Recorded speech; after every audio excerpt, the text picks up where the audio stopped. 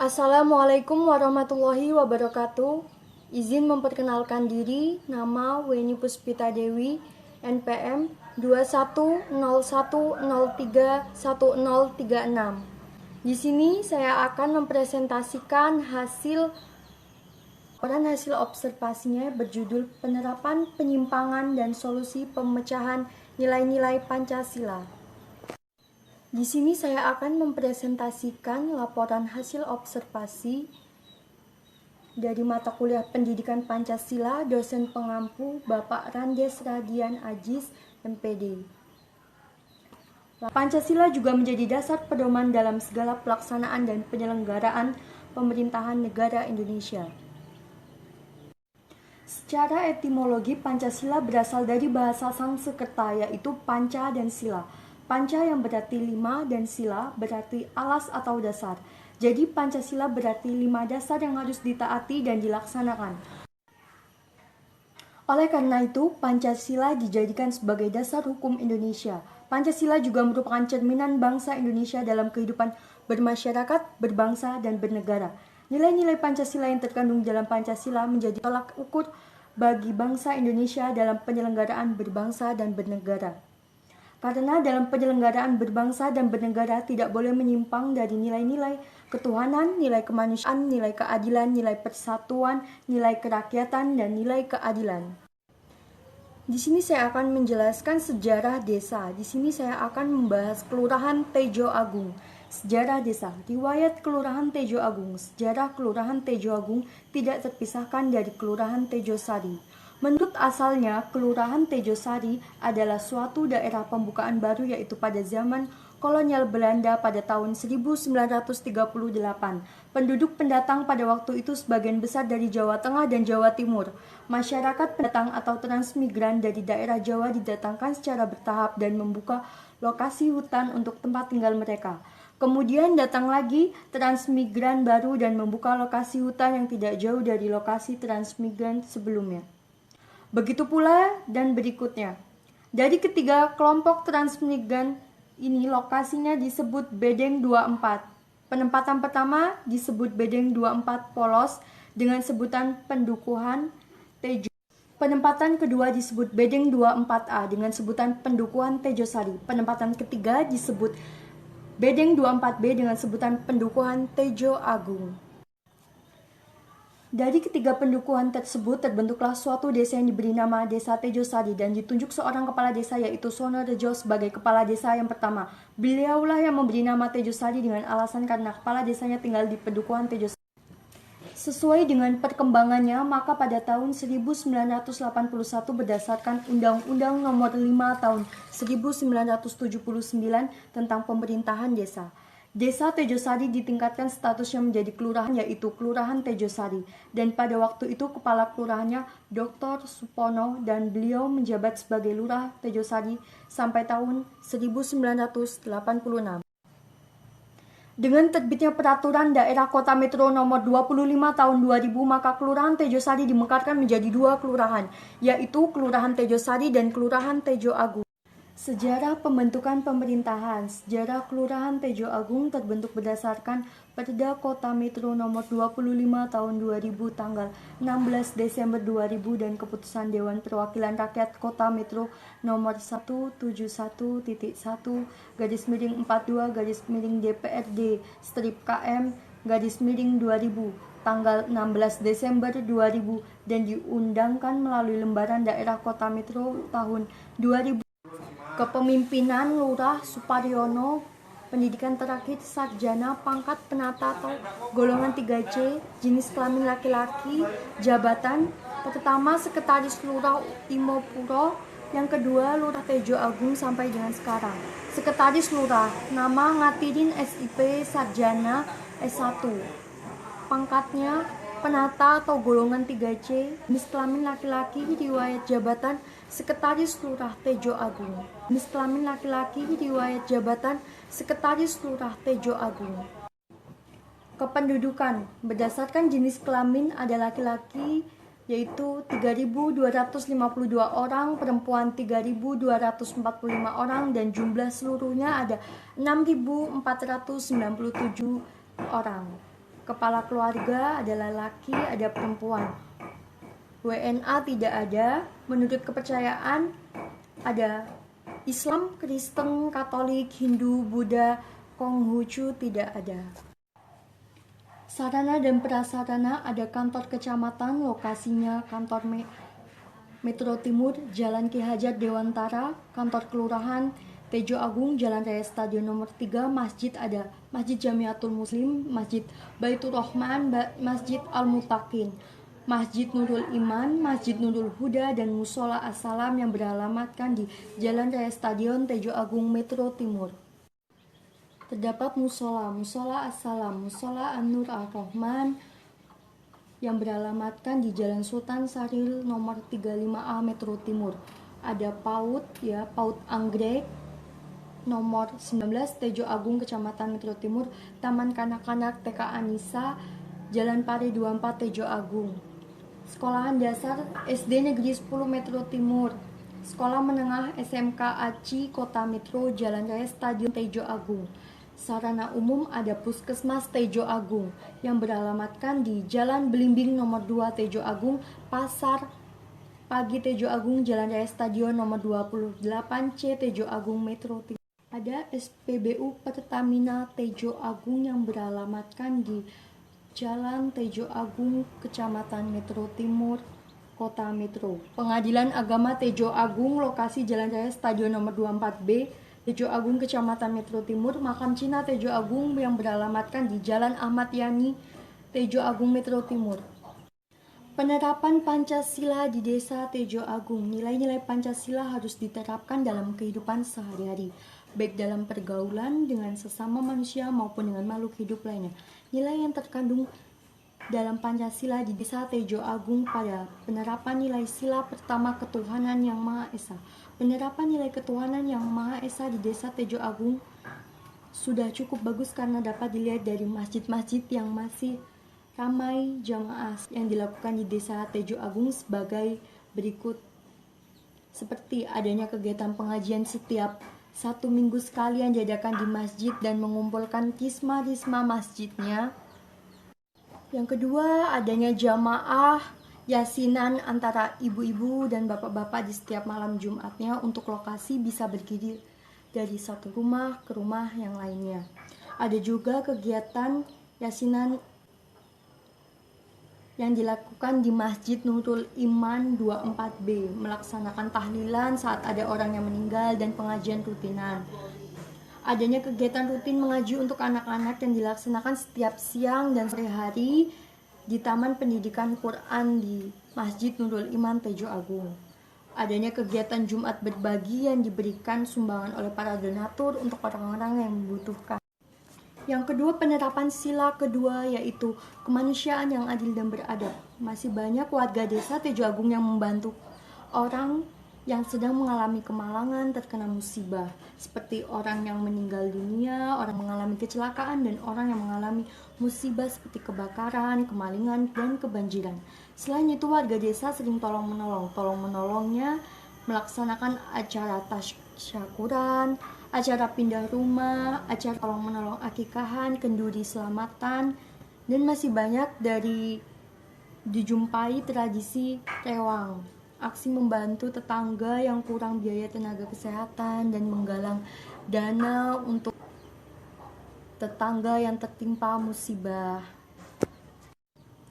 Penerapan sila ketiga Persatuan Indonesia. Persatuan berarti persatuan macam-macam corak yang beraneka ragam menjadi satu kebulatan yang utuh dan serasi. Karena kondisi yang dimiliki Indonesia mana keragaman suku, budaya, bangsa, dan agama, karena masyarakat Indonesia harus saling menghormati antara sesama. Dan di Desa Tejo Agung sudah mulai menerapkan sila ketiga Pancasila, yaitu biasanya juga masyarakat sering melakukan gotong royong, bekerja sama pada saat tetangga yang melakukan pembangunan dan perbaikan rumah. Yaitu biasanya juga masyarakat sering melakukan gotong royong, bekerja sama pada saat tetangga yang melakukan pembangunan dan perbaikan rumah.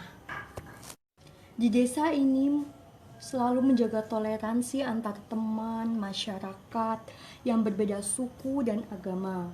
dan saling menghormati satu sama lain, yaitu toleransi sebagai contoh, menghormati tetangga yang berbeda agama dan keyakinan agar tidak menimbulkan perpecahan, menghargai pendapat dalam bermusyawarah masyarakat walaupun berbeda ras, suku, dan agama.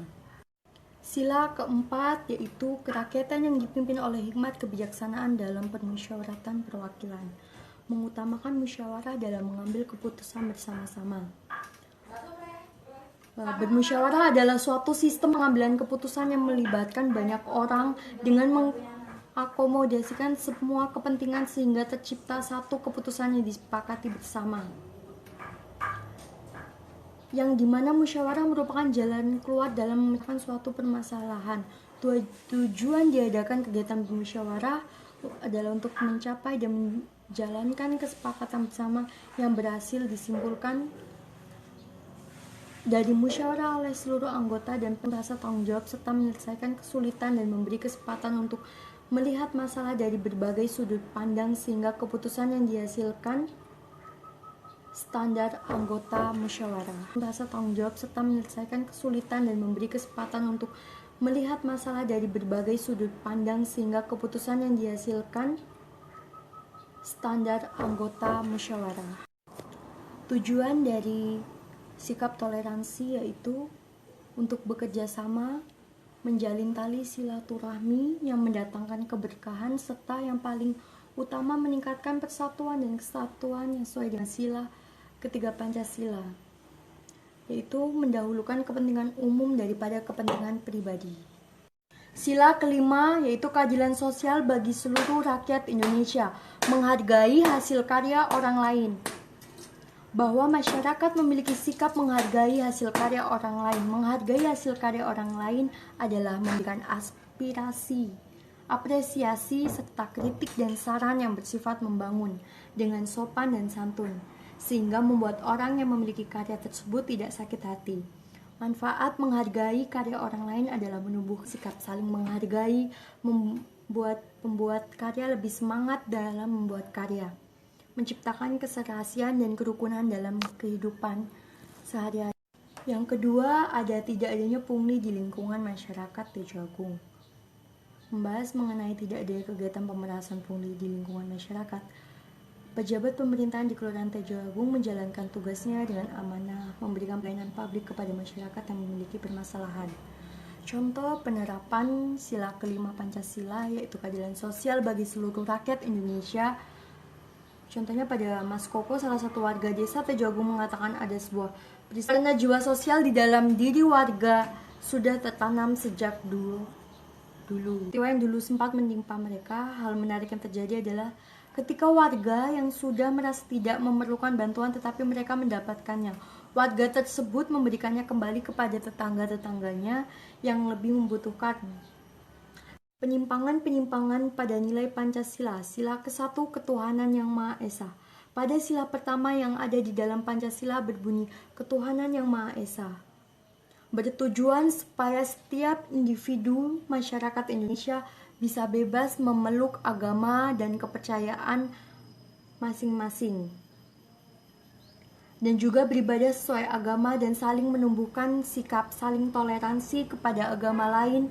Sila pertama mengalami pergantian karena negara Indonesia tidak hanya menganut satu sistem dan satu keyakinan, tetapi menganut sistem dan kepercayaan lainnya.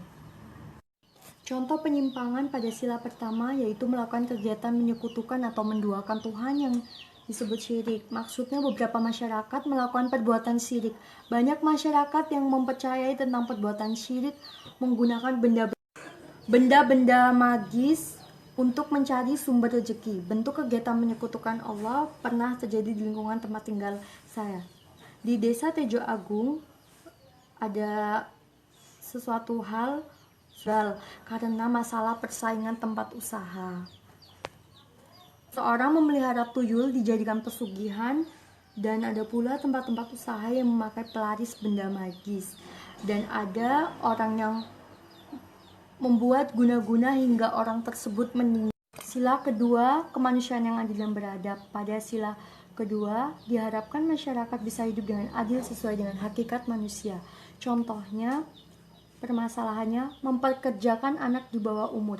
Jenis penyimpangan sila kedua adalah mempekerjakan anak di bawah umur sangat tidak pantas untuk bekerja karena kewajiban mereka adalah belajar dan sekolah, terutama jika mempekerjakan anak di bawah umur di desa, yaitu banyak orang anak sekolah dasar yang harus putus sekolah dan dipekerjakan di jalanan hingga disuruh untuk bertindak kriminal, sampai disuruh untuk mengemis, mengamen di jalanan dan juga dipekerjakan, dan juga karena tekanan dari perekonomian yang rendah. Perbuatan tersebut karena kurangnya pengetahuan dari orang tua mengenai keadilan bagi anak untuk meneruskan pendidikan ke bangku perguruan tinggi, dan malah orang tua tersebut menelantarkan anaknya. Yang kedua, tidak memberi kebebasan kepada anak dalam hal pendidikan.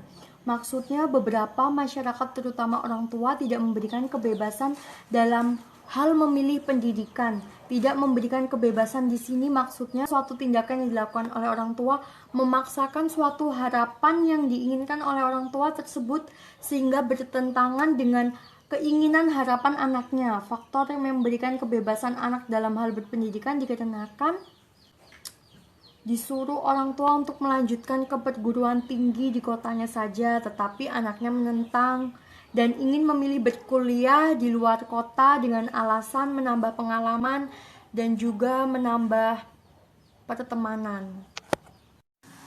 Sila ketiga Pancasila berbunyi Persatuan Indonesia yang mengutamakan persatuan seluruh bangsa Indonesia yang berbeda dari suku, agama, ras.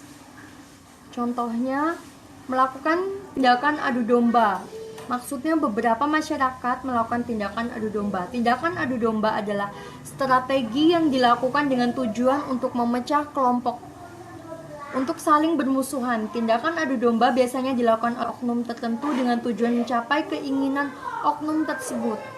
Caranya yaitu membuat dua kelompok saling bermusuhan. Bentuk tindakan adu domba di lingkungan saya itu yang terjadi kegiatan politik, yakni saat milu ada saja oknum yang mengadu domba antara dua kelompok untuk saling bermusuhan dan menimbulkan perpecahan. Sila keempat adalah sila yang berbunyi kerakyatan yang dipimpin oleh hikmat kebijaksanaan dalam permusyawaratan perwakilan. Ketidakadilan bagi masyarakat pada sila keempat yaitu mengungkapkan lebih mementingkan masyarakat daripada pemerintah itu sendiri. Namun nyatanya masih banyak penyimpangan kekeliruan dalam hukum sehingga menimbulkan ketidakadilan bagi masyarakat. Misalnya pembagian kartu Indonesia Pintar tidak diperuntukkan untuk orang-orang yang miskin. Tetapi banyak dari orang pemerintahan seperti saudara lurah dan memiliki jabatan malah ikut mengurus KIP untuk urusan biaya kuliah. Dan malah yang membutuhkan tidak diprioritaskan dan dari kelurahan tersebut. Bentuk tidak menggunakan hak pilih dalam kegiatan pemilu di lingkungan saya adalah banyak orang yang tidak memberikan hak suara dalam pemungutan suara yang dapat dilihat setiap perhitungan suara. Ternyata banyak golput dan memilih dalam kegiatan pemilu. Di lingkungan saya adalah banyak orang yang tidak memberikan hak suara dalam pemungutan suara yang dapat dilihat setiap perhitungan suara. Ternyata banyak golput dan memilih mengambil uangnya dari pihak yang melakukan gratifikasi, memberikan pada saat pemilu, memberikan hadiah secara cuma-cuma. Sila kelima yang berbunyi keadilan sosial bagi seluruh rakyat Indonesia. Penyimpangan yang terjadi di lingkungan saya, perlakuan yang tidak adil karena kondisi perlakuan kepada masyarakat mungkin karena perbedaan yang ada. Misalnya pada saat mengantri, lalu di kelurahan yang memiliki jabatan dan pangkat tidak perlu mengantri lama dan langsung saja untuk mengikuti kegiatan vaksinasi. Dan yang tidak memiliki jabatan, orang yang biasa harus menunggu berjam-jam dan tidak ada keadilan yang tegak di desa tersebut. Yang kedua, membuang limbah produksi yang dapat mencemari lingkungan dan membuang sampah sembarangan. Penjelasannya, limbah produksi dibuang ke aliran rumah tetangga, misalnya di 24B Tejo Agung. ada pembuatan tahu rumahan.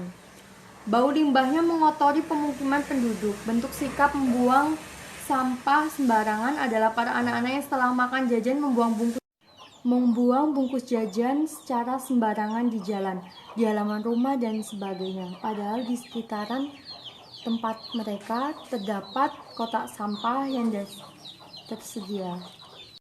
Pemecahan masalah atau solusi yang pertama pada sila pertama ketuhanan yang Maha Esa. Pelaksanaan ibadah dengan tidak sungguh-sungguh. Solusi pemecahan masalah berkoordinasi dengan orang tua untuk memberikan pendidikan tentang tata cara sholat sejak dini kepada anak-anak. Kedua, melakukan kegiatan menyekutukan Tuhan. Solusi pemecahan masalahnya yaitu berkoordinasi dengan ahli agama atau ustadz di sekitar untuk segera mengambil tindakan sebelum mengajar untuk lain ke jalur yang sesat tersebut. Pada sila kedua, kemanusiaan yang adil dan beradab. 1. Mempekerjakan anak di bawah umur.